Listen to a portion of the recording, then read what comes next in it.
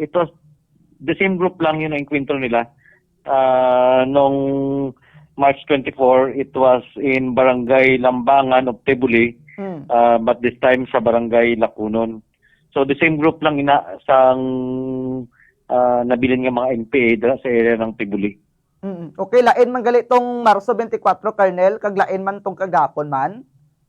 Yes, iba-ibang encounter siya, but with the same group of NPA remnants. Pero atong natabo sang Marso 24, Colonel, wala gito may na-report nga may nautosan sang kabuhi. So far, based sa report, may isa nga patay sa NPA, sa government troops, wala.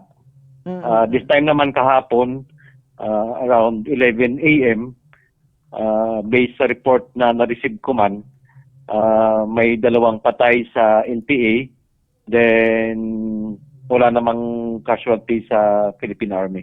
Good to know, Colonel. Super Colonel, kagahapon, okay, may natabo naman liwat yang enkwentro sa DNT duwagid karon niya ka matag-as nga opisyal ang nautasan sang kabuhi, Colonel. Okay, ang isa sa napatay si ginakilala nga si Anthony Narvasa alias Magaw. Amo ning pinaka-leader sa nabilin sa ila grupo. Kag ang isa pa babae si Rosa Kian alias Mutya o Roxanne.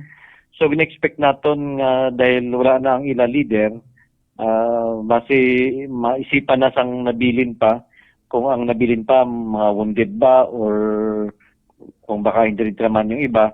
Baka mapag-isip-isip na mangita sang paagi at mag-surrender na lang para ma-plaster na rin ang kabuhi.